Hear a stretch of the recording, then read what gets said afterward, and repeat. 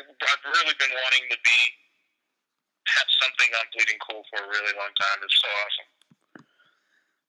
So, incredibly ready for this.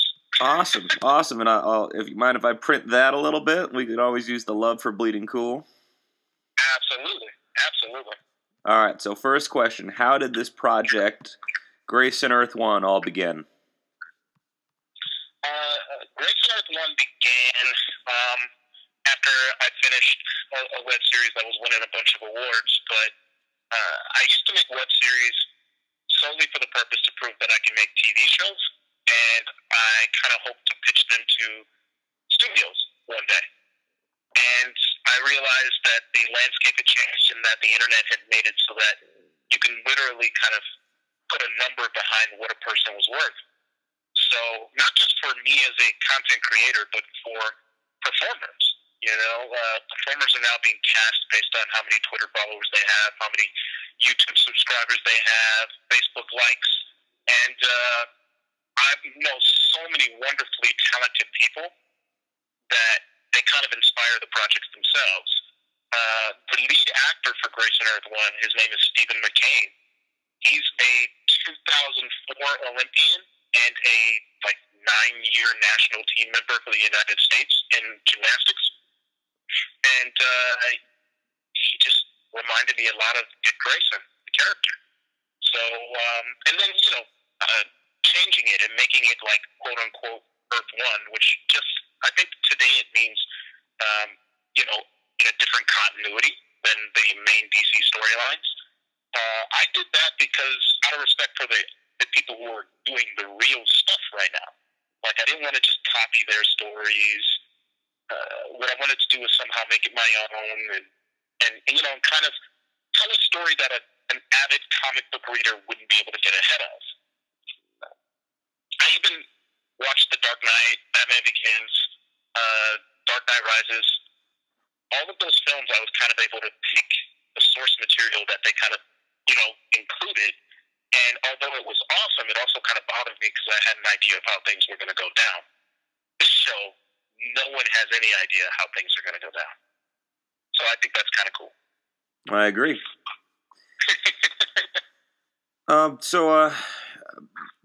My favorite character in comics has, for a long time been Nightwing.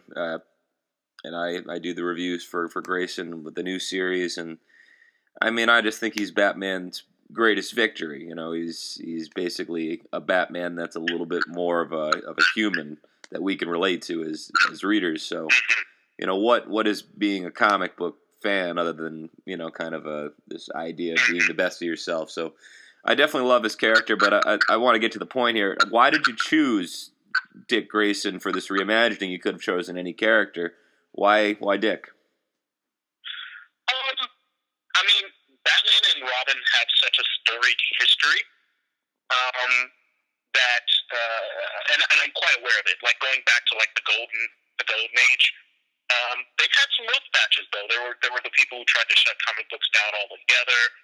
There were the comic books where Batman and Robin slept in the same bed together.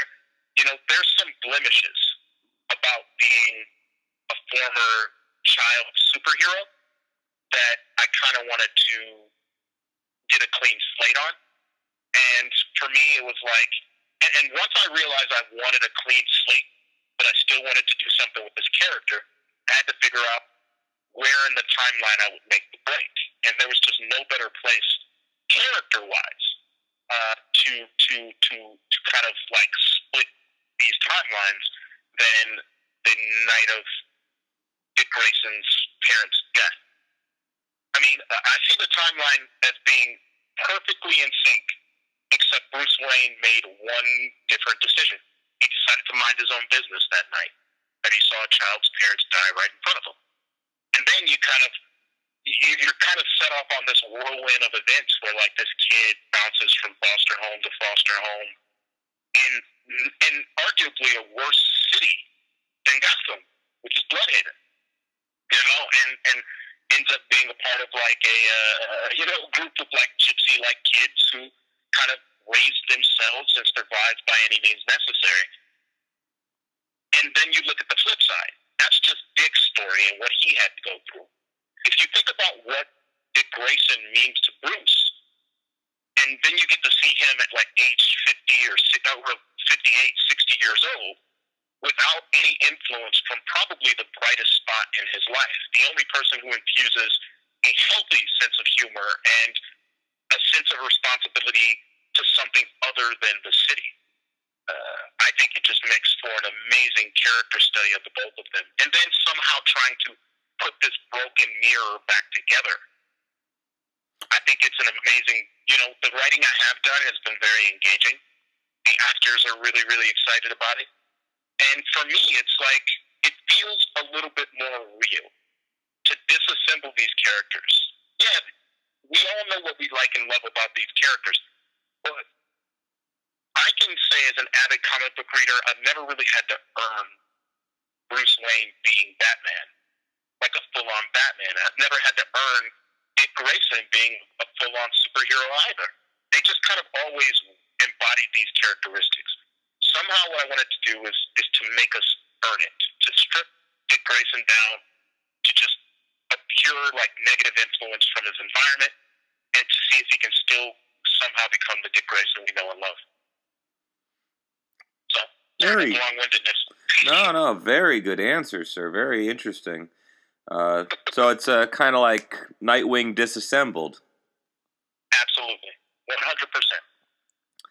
What can you tell us about the future of this series? Obviously, we're all real excited to see a little bit more of the Batman-Dick Grayson relationship and throw in the Jason Todd, which I also saw, and this female Joker-ish character. I mean, a lot of pieces in place, and Barbara Gordon exists in this world, too. It'd be very fun to see these next things to happen. Well, I can say that the timeline that I've chosen is kind of cool. I imagine that Bruce Wayne got to age 60 without Dick Grayson being around. And Dick Grayson is now 27, 28. Jason Todd is 17. Barbara Gordon is 28. And they're all kind of around and alive, luckily. But Bruce has gone through essentially the events of The Dark Knight Returns, but I kind of feel like he would have never have adopted any kids because he never took that chance on Dick. You get what I'm saying? He never learned what it can mean to be close to someone like that. So there's a critical part of Bruce Wayne's character missing, and we will definitely evaluate that. We're going to see an aged Bruce Wayne who's too stubborn to admit that he needs help. Post The Dark Knight Returns, and probably at the very beginnings of an environment that's changing technologically and heading toward more like the animated show Batman Beyond. We've already dropped some hints about that in episode 1.5, and so we got this real sort of punk rock in transition to a technologically advanced sort of state, and we have a Bruce Wayne who's not as rich as he used to be, who's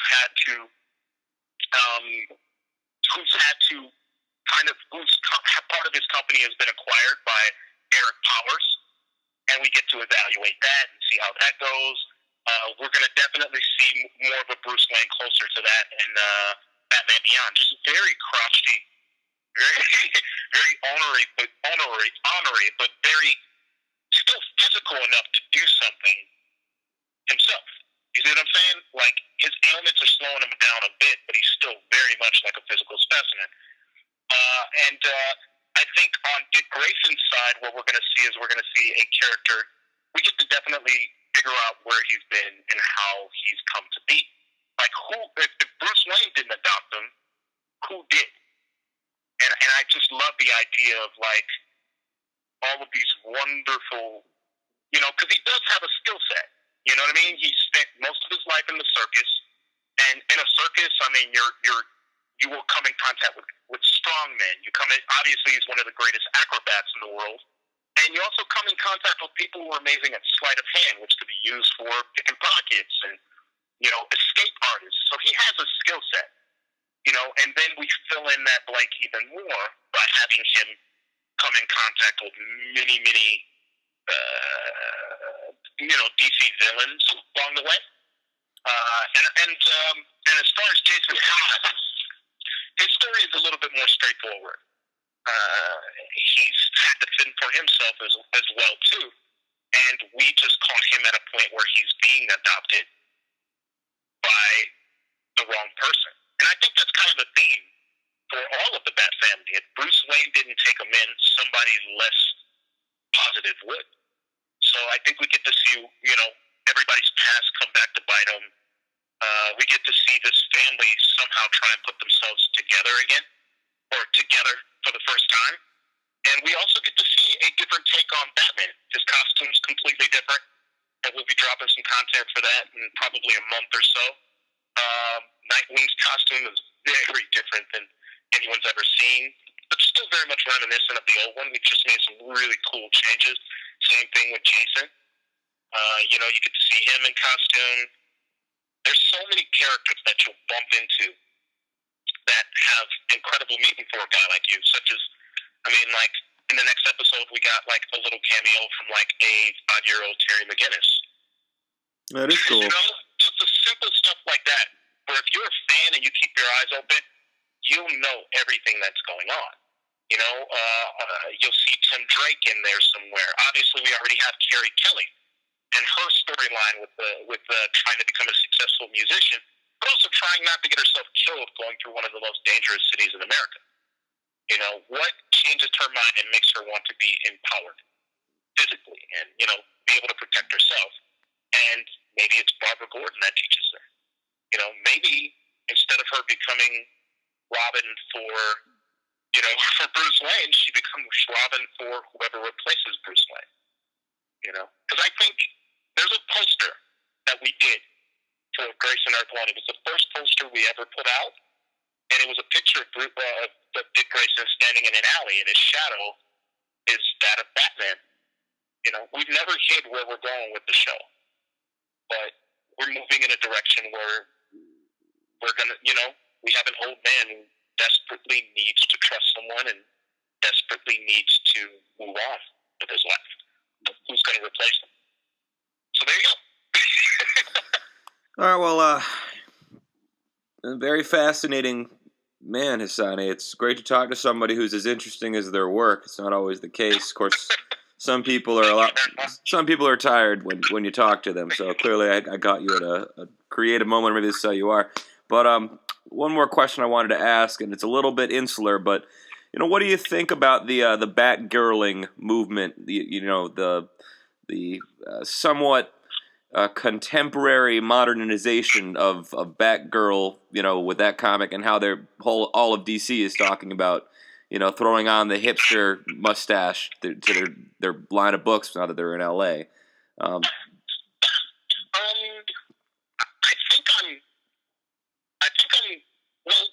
The best way I can explain it is, as a content creator, I'm much like a professional athlete. By the time I'm done making stuff, I've left it all out on the floor. I have nothing else to give. I save all of my criticism and all of my decision making and all of my what would I do if it were me for my projects. And because I do them with no money, they are unrelenting. They take everything from me. The positive of that is when I go and watch a movie, it can be the most terrible movie on the planet, and I can still have a good time because I can let go. I have nothing to give in terms of, you know what I mean? Like being, this could have been done better, or that could have been done better. And I think that kind of transcends across different mediums. Like I watch TV shows and I can just enjoy them as like stupid fun. And I watch web series and I can just enjoy them for what they are. And the same thing goes with comic books. I think my comic book collection, my top stack of comics are like Superman Earth 1, Batman Earth 1, The Killing Joke, The Dark Knight Returns, because I read that like every year. And then I have some New 52 stuff. So I don't think I constrain myself to any sort of continuity, even in what I ingest in terms of entertainment. I guess what I'm asking is, from all of it.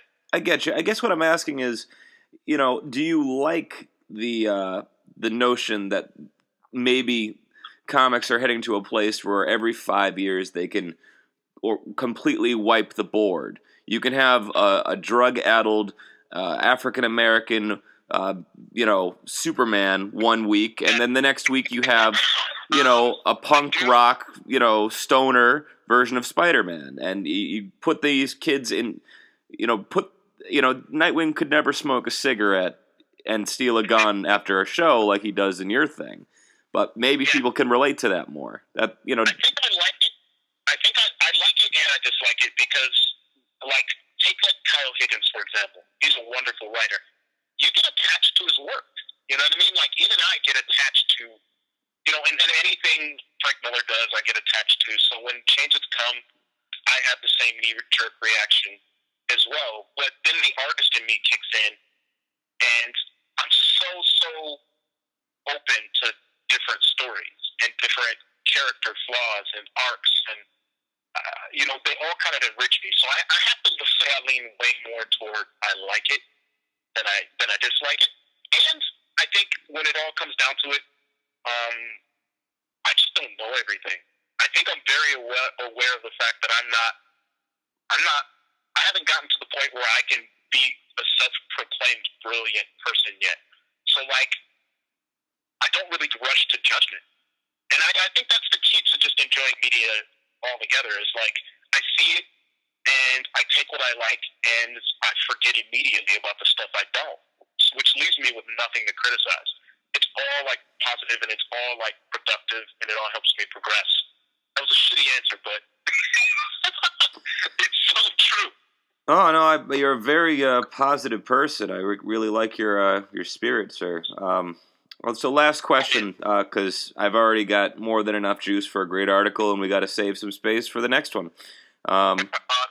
Do you have any other projects? And you can keep this one kind of, close to the best, short, whatever you want to say. Just, what, for that last question at the bottom, what would you put for the readers? I have a web series that I just released. I released the first episode 2 weeks ago, and I released the second episode Saturday, and it's called Olympia. And it's a fantasy sci-fi teen show. Very much, it's kind of like Smallville meets The OC.